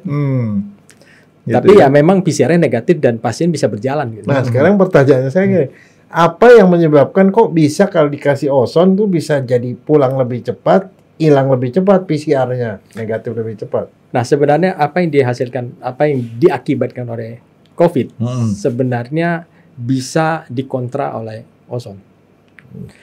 COVID biasanya dia penciumannya hilang. Di terapi ozon cepat sekali penciumannya kembali lagi. Yang tadinya panas tinggi, begitu dapat terapi ozon, panasnya cepat turun. Jadi nafsu makan juga lebih baik di sana. Nah, kalau kita periksa secara laboratorium, biasanya kalau untuk inflamasi, kita ceknya kan CRP. CRP-nya itu menurun dengan cepat. Ya, itu inflamasi itu peradangan. CRP. Peradangannya juga menurun dengan sangat cepat. Dan satu yang paling cepat itu ada saturasi. Saturasi. Nah, sekarang gini, saturasi cepat naik, ngerti kan? Karena ozon itu saturasi oksigen. Hanya oksigen kan nah sekarang gini, saya balikin ke ini, balik ke ini.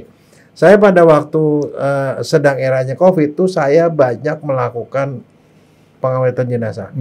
Terhadap orang yang meninggal di rumah pada waktu itu. Mereka nggak bisa masuk ke rumah sakit, meninggal di rumah. Saya tidak tahu COVID apa enggak, karena tidak ada fasilitas. Kalau orang-orang yang dengan sepertinya gejala COVID, saya nggak bisa bilang itu COVID atau apa. Yang terjadi adalah begitu dia diformalin, dari hidung dan mulutnya keluar, itu lendir yang kental sekali, seperti ongol-ongol, warnanya coklat.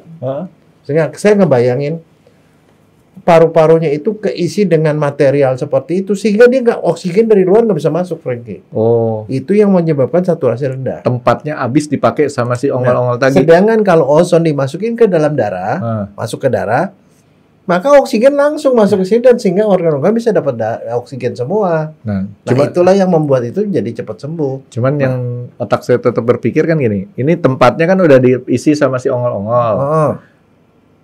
Bagaimana si ongol-ongol ini keluar? Nah itu, makanya kan selama ongol-ongol nggak keluar, maka orang biar napas pun dia sesek itu tetap aja dia kekurangan oksigen. Nah ozon itu masuk langsung ke darah. Organ-organ dapat oksigen, maka dia pulih cepet. Gitu. Si ongol-ongolnya keluar dikit-dikit gitu. Ya mau keluar apa enggak sih lain urusan. Tapi maksudnya yang menerangkan kenapa saturasinya rendah. Nah, cuman pertanyaan saya begini dok. Kan tadi dokter ngomong itu ozon bisa diberikan secara mayor, bisa secara minor, bisa secara rektal. Nah, kenapa pada kasus yang di Rumah Sakit Polri dimasukin per anus, per rektal, bukan oleh dengan ini misalnya? Apa keuntungan dan kerugiannya? Kenapa dipilih itu gitu loh? Ya, padahal lebih sedikit katanya tadi dosisnya ya dok ya. Kalau yang lewat rektal tadi lebih banyak. Lebih banyak. Oh, lebih banyak tapi lebih cepat. Kalau ini kan kamu tadi kan 20 menit. Kalau ini kan langsung bus gitu nggak sampai 5 menit ya. Jadi gini. Yang mendasari kami untuk memberikan pasien penderita COVID di rumah sakit secara rektal karena berbagai pertimbangan. Yang pertama itu adalah safety untuk nakes yang memberikan pelayanan terapi ozon. Jadi secepat mungkin kita tuh terpapar dengan pasien. Nah sebenarnya pasien kan banyak sekali di rumah sakit dalam keadaan dirawat ya. Jadi ini pertama itu tuh nomor satu itu adalah nakesnya kita harus lindungi, jangan sampai terlalu lama. Kedua, mau mengaplikasikan ini mau suntik itu bisa dibilang susah sekali. Karena biasanya kita kalau terapi pasien COVID itu kan dalam keadaan terisolasi. Jadi sarung tangannya juga berlapis-lapis. Oh iya. Jadi kita susah untuk memegang. Kemudian juga kalau kita mau lewat IV juga sulit. Gitu loh. Dalam keadaan sakit IV-nya biasanya agak tidak bulat gitu loh. Agak-agak mengecil dan agak kempes ya. Sehingga agak susah. Dan kalau memakai rektal itu waktunya sangat singkat. Jadi semua pasien bisa bilang miring saja dan kita memakai kateter, masukin ke lubang pantat dan kita menekan saja, hanya memberikan gas ozon dan itu cepat sekali. Dan satu dok, ada satu hal yang mungkin juga kalau menurut saya satu hal yang tambahan ya. Pengalaman kita di rumah sakit, saya juga melakukan di rumah sakit itu pakai APD pada waktu itu. Pakai APD itu sengsara dok. Kalau kita pasang APD baru 2 jam aja tuh kita udah seperti ngocor. Tapi yang jadi masalah APD kagak ada, Frankie.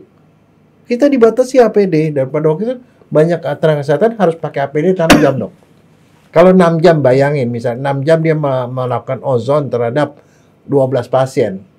Tapi kalau 6 jam dia mungkin bisa lakukan 30 pasien. Nah kalau orang yang kayak saya dok, beser begini dok. Oh nggak bisa kencing Frankie. Begitu kita pakai, ini nakes nih, saya ngomong begini. Begitu kita pakai, kita nggak boleh kencing, nggak boleh berak, nggak boleh minum, nggak boleh ngapain selama 6 jam. Terus pakai pampers dewasa. Pakai pampers ya? Lah nggak bisa. Abis begitu ngocor semuanya tuh banjir Frankie, bukan ngocor. Banjir panasnya setengah mati. Nah kebayang nggak bahwa dengan rektal itu sangat membantu nakes. Dia bisa bekerja lebih banyak, yang ditolong lebih banyak, tetapi dia juga nggak terpapar gitu loh. Dalam 1 jam misalnya, kalau dengan IV ya itu cuma sekian pasien saja, tapi dengan rektal cepat sekali. IV itu intravaskuler gitu. Aja lewat darah ya. Nah jadi itu memang sama tuh. Nah internasional sendiri waktu dokter presentasi, apakah banyak orang yang melakukan terapi ozon terhadap COVID itu dengan rektal dibandingkan yang ini?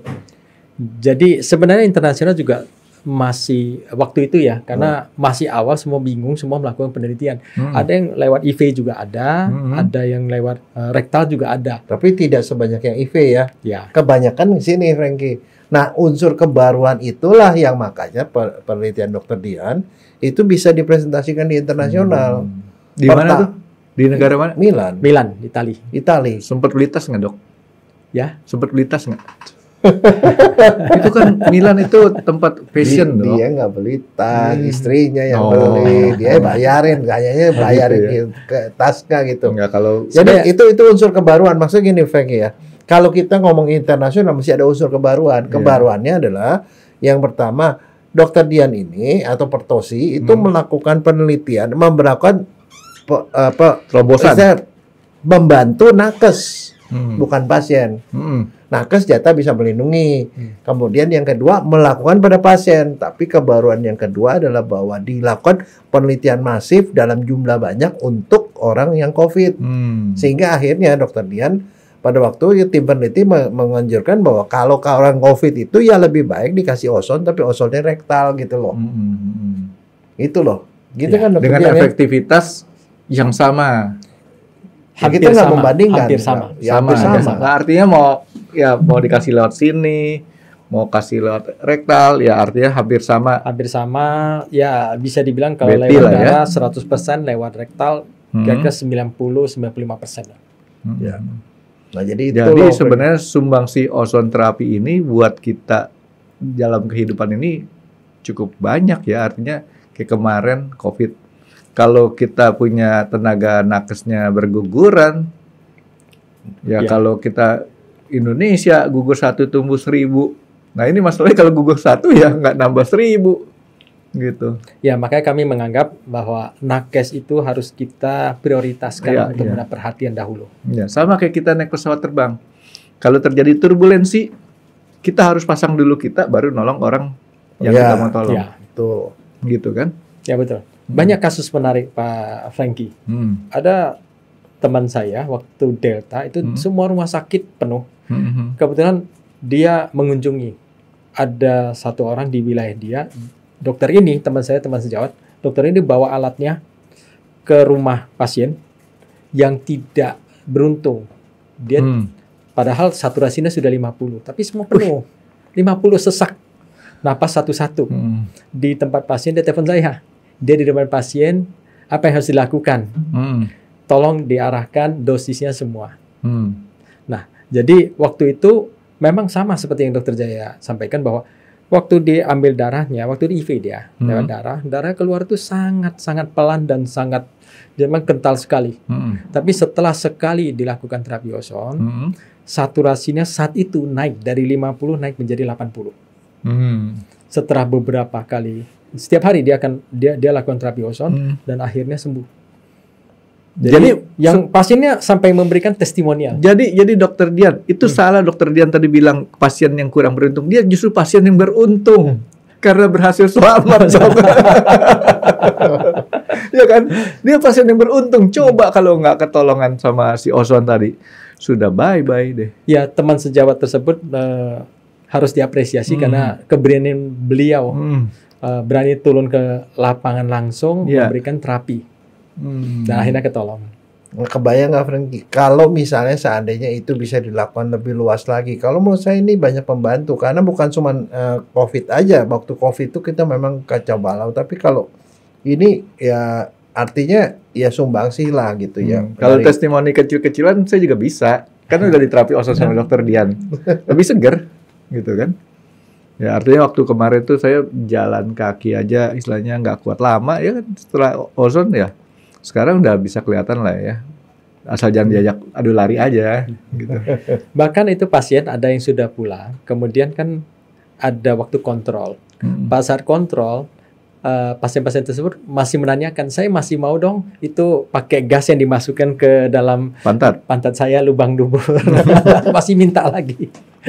Tapi satu kan program kami bukan untuk pasien yang sudah sembuh.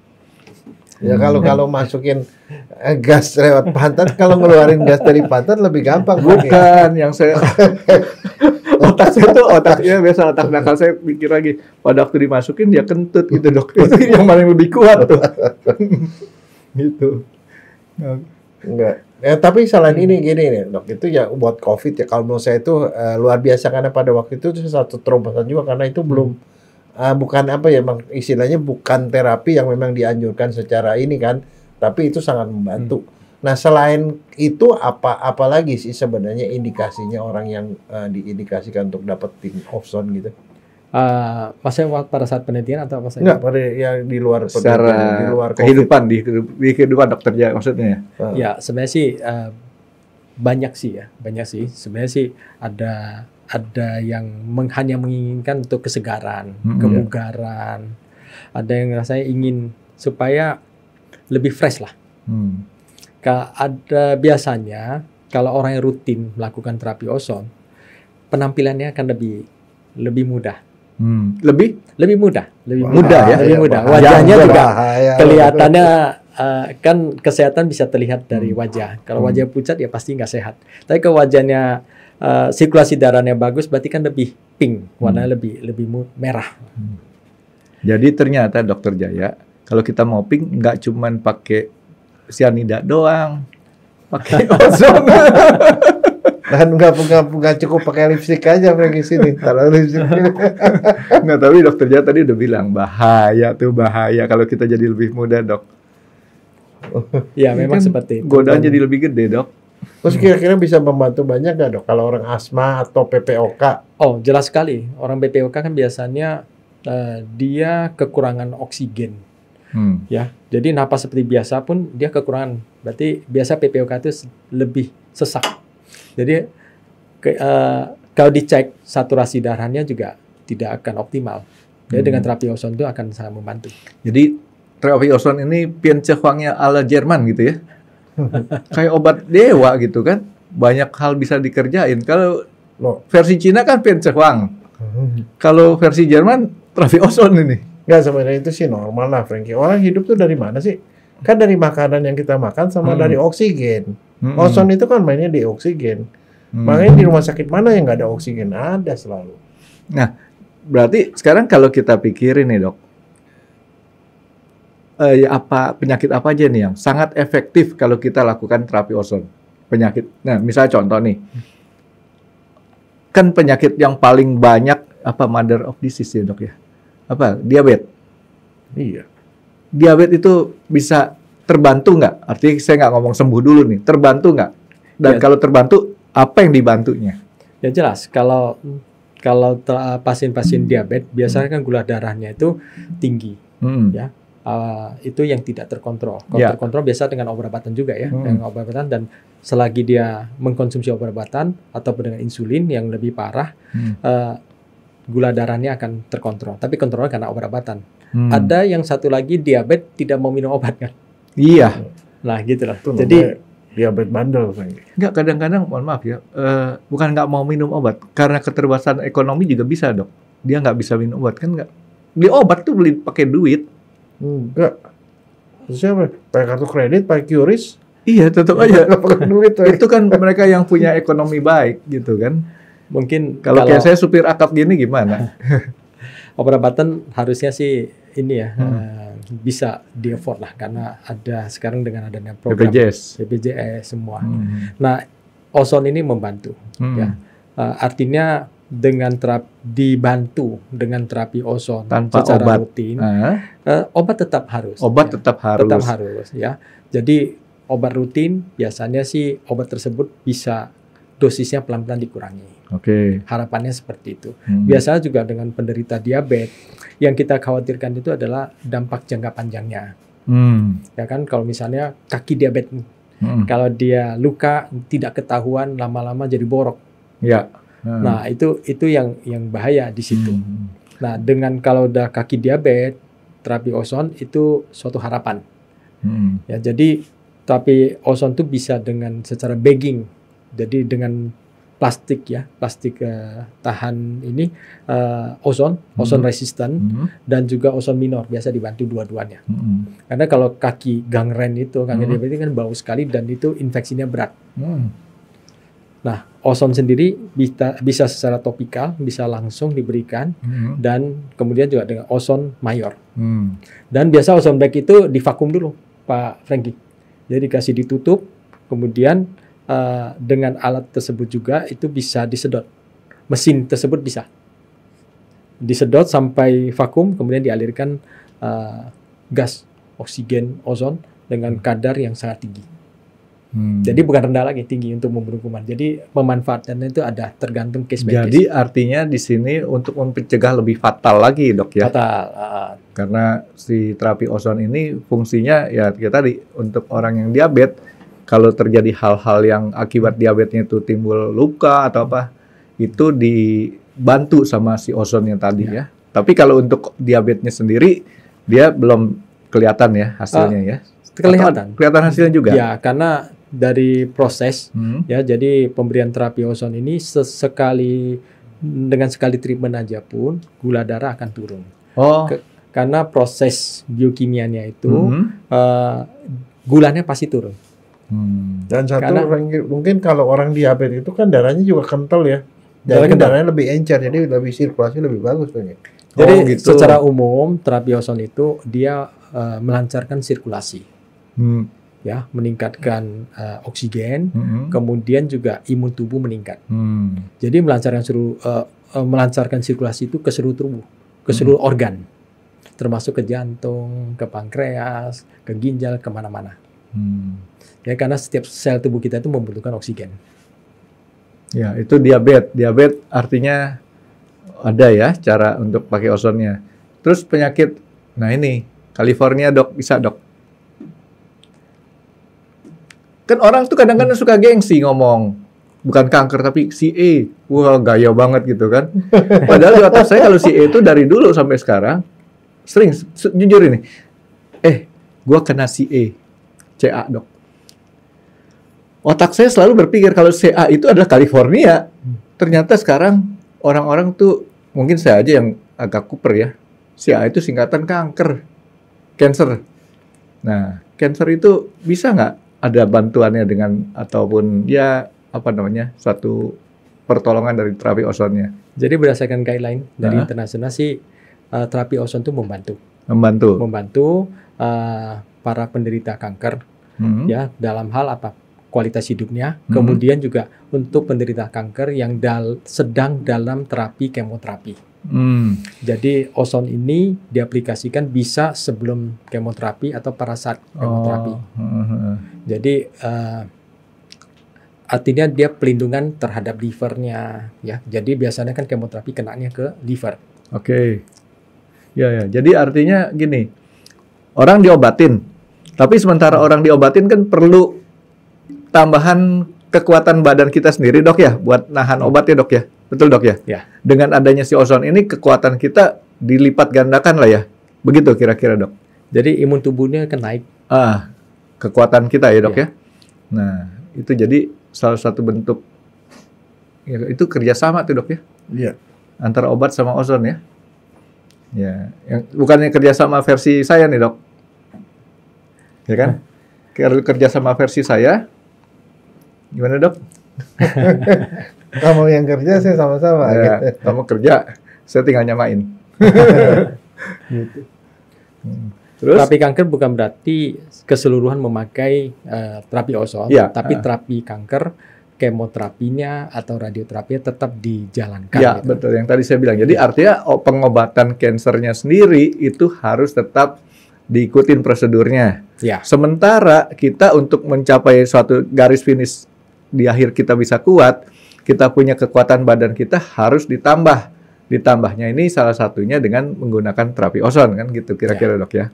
Kalau enggak istilahnya kan kalau enggak gitu kita nggak nyampe finish tuh. Iya. Keburu ngejoprak di tengah jalan gitu kan. Jadi artinya di sini ya kita bisa bilang ini Penzewangnya versi Jerman nih. Segala macam bisa dibantu. Tapi sekarang nggak cuma Jerman aja loh, itu kan ozon ada di mana-mana ya seluruh dunia ya. Sedunia sama kan Dok. Penzewang juga sekarang bukan di Cina aja, di Indonesia juga laku Penzewang. Gitu. Nah, jadi ya ini dulunya sejarahnya dari si Jerman tadi. Siapa nama aktornya? Jerman tadi? Hensler. Penemu ini generator ozon medis pertamanya itu Hensler ya. Hensler. Dr. Joachim Hensler. Joachim. Nah. Oke. Terus ya ini di seluruh dunia juga ada. Jadi perhimpunannya ada yang di internasional ada, di Eropa ada. Tadi kan awal kita udah ngomong jantung bisa ya Dok ya. Iya. Yang paling orang takut kan ini ya. Nih ya, paling banyak dan orang paling takut tuh kena jantung, kanker, sama diabetes. Padahal kalau saya punya pemikiran, diabetes ini paling bikin orang sengsara nih. Ya, larinya ke stroke. Stroke ada gunanya nggak tuh, Franky? Itu hanya ke sana, Dok. saya cuma ngingetin kamu sebenarnya. Dokter Jaya ini mirip kayak istri saya, Dok. Dia mau nanya ke dokter Jaya, tapi nanya ke saya. Saya bilang itu dokter Jaya di situ tuh. Ya, kalau di dalam dunia kedokteran kita ada namanya gold standar ya. Tentunya dalam serangan jantung, serangan stroke juga termasuk itu kan para ahli saraf sudah neurologi sudah ada itunya menyampaikan ya gold standar. Jadi tetap harus sesuai tindakannya sesuai dengan gold standar tersebut. Yeah. Tergantung masing-masing cabang ilmunya. Nggak, tapi maksudnya bisa membantu nggak gitu? Orang stroke ditangani sama dokter saraf, dia datang ke tempat ozon nih, mau di ozon gitu, ada bantuannya nggak? Maksudnya ada efeknya nggak gitu loh? Pasti ada efek. Karena kan yang tadi dia melancarkan sirkulasi darah sampai ke pembuluh darah yang sangat halus atau mikrosirkulasi. Gitu. Biasanya untuk kasus-kasus stroke yang non hemoragik hasilnya lebih baik, lebih cepat. Stroke non hemoragik. Jadi artinya apa itu? Ada hemoragik. Stroke mampet. Waktu itu kan kalau istilah kita stroke mampet, ada stroke berdarah. Ini stroke yang mampet. Mampet kan ada pembuluh darah mampet, jadi nggak bisa masuk oksigen ke sana. Gitu loh. Bahasa kerennya gitu ya. Ya, artinya ini Dokter Dian sebenarnya harus lebih banyak orang tahu nih, Dok ya. Terapi ozon itu yang cukup boleh saya bilang banyak manfaatnya untuk kegiatan ozon. Nah, Dokter Jaya ada mau tanya nggak? Ada satu pertanyaan saya mau tanya sama dia. Tanya aja. Kalau kita kelebihan terapi ozon, ada akibatnya nggak? Contoh nih, Dok. Kita makan obat kan 3 kali sehari. Tadi Dokter Dian baru ngomong 2 kali seminggu. Saya pengen terapi ozonnya karena saya udah ini kalau orang kaya kali ini, Dok ya, kalau orang kaya dia assign 1 orang dokter terapi ozon di rumah dedicated buat dia beli mesinnya. Udah saya mau 3 kali sehari terapi ozon. Gitu. Ada manfaatnya nggak, Dok? Atau mungkin nggak boleh? Biasanya sih ada indikasi, semua itu kan ada indikasi, ya kan? Semua yang dikonsumsi apapun kan dalam batas normal, gitu loh. Kalau berlebihan ya nomor 1 pasti biayanya akan meningkat. Ya, tapi aman kalau 3 kali sehari. Saya belum pernah ya 3 kali sehari. Tapi kalau setiap hari, kalau ada indikasi misalnya infeksi, ya itu aman-aman aja. Aman itu ya? Yang COVID itu kami ada data 5 hari ya, setiap kan? hari. 5 hari berturut-turut setiap hari. Oh, itu pernah berarti ya kalau itu ya. Oke. Ada lain Dokter Jaya mau tanyakan? Enggak, tapi ini kalau soal kalinya sih sebenarnya nggak begitu masalah. Tapi yang jadi saya masalah gini, kalau misalnya saya nggak tahu ya, tapi tiba-tiba ada dokter error ya. Mau kasih terapi ozon, tapi dia kasih terapi ozon dengan dosis yang di atas yang dianjurkan gitu loh misalnya. Ada dampaknya nggak? Ada dampaknya nggak? Jadi terapi ozon ini tentunya kan berdasarkan case. Jadi mereka kumpulkan akhirnya dibuat suatu guideline, suatu standar.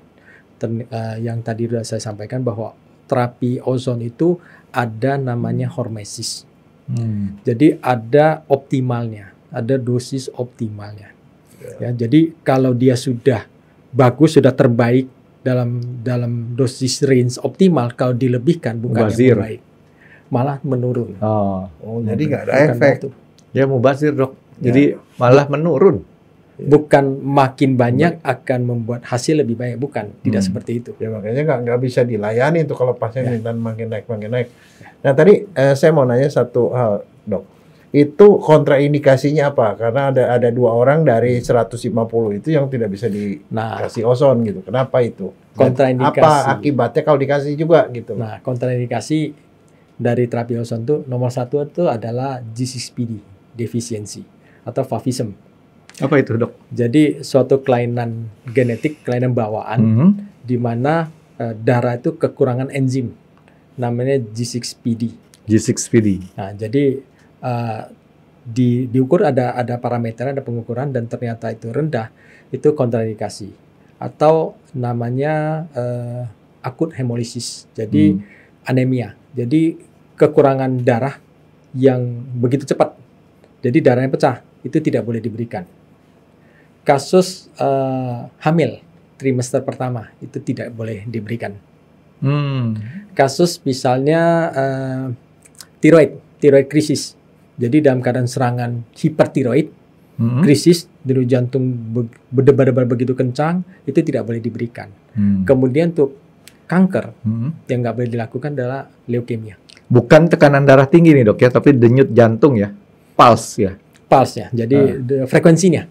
Frekuensi salah satunya kan ditandai dengan tahikardi. Ya. Jadi dalam keadaan krisis itu tidak boleh diberikan. Dan satu lagi tadi leukemia tidak diberikan. Leukemia. Jadi makanya nggak bisa dikerjain oleh non dokter, Frankie. Misalnya contoh, susternya dokter Dian, daripada ke dokter Dian mahal. Susternya disewa, dikerjain gitu. Boleh nggak dok? Nggak boleh. Ya udah nggak boleh. Karena kenapa? Siapa yang tanggung jawab kalau ada masalah kayak gitu? Kamu yang tanggung, saya yang jawab. Ya, jadi nggak boleh. Makanya itu, Frankie, jangan sekali-sekali walaupun kamu punya generator, kamu buka praktek di rumah. Nggak boleh. Ya buat nanti ikan koi aja lah. Nanti penasaran tuh koi saya kasih si ozon. Tau-tau koinya jadi gede cepet gitu. Kan lumayan. Jadi nggak semuanya boleh Pak Frankie. Ada kontraindikasinya. Dan ada standarnya, inget nih. Dokter Dian ini bilang ada standarnya dan kita ikuti standar internasional. Tapi ngomong-ngomong, anggota Pertozi di Indonesia tuh jumlahnya sudah ada berapa dok? Ada, tapi mungkin yang tahu sekretariat ya. Nggak, kira-kira 1.000 ada? Ratusan ada. Ratusan. Jadi ada banyak, Frankie. Jadi bukan cuma satu. Tapi kalau untuk yang Indonesia saat ini yang leadernya beliau. Makanya ini kita hadirkan di sini supaya ngomongnya benar gitu loh. Kalau saya ngomong belum tentu benar loh. Karena saya akan tanya ngomong mengenai ozon. Ya. Jadi kan dokter Jaya selalu merendah gitu dok. Belum tentu benar. Kalau matematik itu kalau belum tentu benar ada kata belum tentu salah. Gitu kan ya. Nah kita nggak tahu nih yang mana nih gitu. Jadi antara minus dan positif tuh ada 0 gitu kan ya. Oke, Dokter Jaya ada lagi yang mau ditanyakan sama Dokter Dian? Saya rasa itu informasi yang lumayan cukup. Pokoknya kita udah tahu bahwa terapi ozon itu termasuk terapi medis, bukan alternatif. Dalam arti kata bukan sesuatu yang di luar kedokteran. Ada evidence base-nya, ada penelitiannya, ada organisasinya internasional. Kita menjadi member organisasi internasional dan semua yang melakukan terapi ozon di Indonesia, ya at least ya yang di bawah Dokter Dian, di bawah Pertozi. Ya artinya ke tempat yang benar ya. Kita itu melakukan sesuai dengan SOP dan guidance dari internasional. Jadi ada patokannya gitu, ada pedomannya gitu loh. Ciri-ciri atau apa namanya? Pengenal bahwa dia itu anggota Pertozi atau orang yang bisa melakukan terapi ozon itu ada nggak? Tanyalah sama ini ketuanya. Tanya ketuanya kan ada listnya. Ya, artinya di sini kan gini. Kalau misalkan seseorang penyakit dalam, SPPD katanya. Seseorang penyakit apa namanya? Saraf apa ya? Penyakit saraf SP apa ya? SPS. Saraf. SPS, saraf. Nah, seseorang penyakit apa sih dok? Itu spesialisasi maksudnya. Iya, kulit, spesialis. Ini adalah seminat ya. Ya, seminat. Judulnya itu seminat ya. Seminat. Jadi artinya profesi dokter sama apapun, seperti dokter apapun, ya dokter asal apapun. mau belajar ini ya dia boleh melakukan terapi harus ozon. Dokter nih. Dokter terapi ozon, karena ini makanya disebut dokter terapi ozon medis. Masih lama dong dok. Ya kamu belum belajar dokter dulu, belajar ini lagi. Gitu. Tapi itu sama dengan akupuntur. Akupuntur juga nggak ada ini ya? Atau enggak, akupuntur udah masuk ke dokteran. Ada SP akupuntur udah ada. Dan Indonesia dari tahun 88 kan sudah ada terapi mulai start di Indonesia dan perhimpunan. Itu Pertozi ya 88. Bukan ininya tindakannya. Jadi tapi Pertozi tahun kapan tuh? Ada tahun 94. Terus Pertozi udah ada sejak tahun 94, tapi terapinya sudah dari tahun 88. 94 saya belum lahir, Dok. Berarti udah usia 30 tahun Pertozi. Saya kan usia 22 tahun, Dok ya. Harus begitu. Ya, ya harapannya ya masa depan ya Indonesia ya akan lebih baik lagi dan semua dokter yang berminat ya untuk memperdalam terapi ozon bisa bergabung dengan Pertosi dan kita akan bersama-sama dengan para praktisi di dunia untuk mengembangkan terapi ozon. Supaya benar belajarnya ya. Jangan belajar sendiri-sendiri lewat Google. Ya. Dan satu lagi nih berita yang terbaru, Dokter Dian tuh akan membawakan makalah lagi di Eurocop. Bukan makalah saya kan, Dok? Bukan. Makalah tentang ozon. Jadi maksudnya saya, kita nih bukan cuma nasional aja, tapi sudah internasional juga kita jadi pembicara di luar negeri gitu. Sama kayak PSSI dong, Dok. PSSI sekarang udah hebat. Ya, tapi satu, Frankie, saya mau ini sedikit. Apa?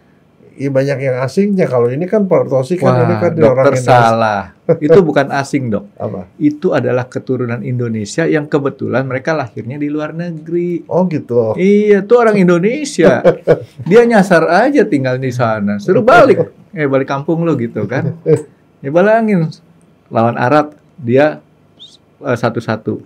Kemarin itu lawan Australia harusnya menang, Dok. Gara-gara si Ilham nonton offline langsung ke sana. Keganggu dia. Jadilah mainnya 0-0. Coba kalau si Ilham nggak ikut. Oh, 0-0 ya? 0-0 kemarin. Nah. Tapi yang jelas itu ada seorang kiper yang saya salut itu, Martin Paes, itu keturunan Sunda ya. Oh iya. Iya. Kan ada masakan di Sunda. Paes jamur. Paes tahu. Gitu kan? Hanya sama orang Sunda, Dok. Gitu. Oke. Paes itu artinya apa ya? Apa sih? Yang dibungkus sama daun pisang? Pepes. Pepes. Iya itu paes. Coba nanti kita lihat aja di komentar YouTube kita, bener nggak omongan saya itu paes itu arti itu. Oke, Dok. Makasih banyak. Tapi dokter, nanti saya mau ajak ngomong masalah, kalau nggak keberatan, masalah akupuntur nih, Dok. Kenapa saya dijadikan kunti bapak? Oke. Ya, thank you Dokter Dian. Terima kasih atas undangannya. Dokter Jaya, Pak Frankie. Terima kasih sudah menonton X Undercover. Jangan lupa like, comment, dan subscribe. Dan ditunggu ya video-video kami selanjutnya. Nah, buat kalian, jika ada pertanyaan untuk Dokter Jaya, boleh banget komen di bawah. See you guys.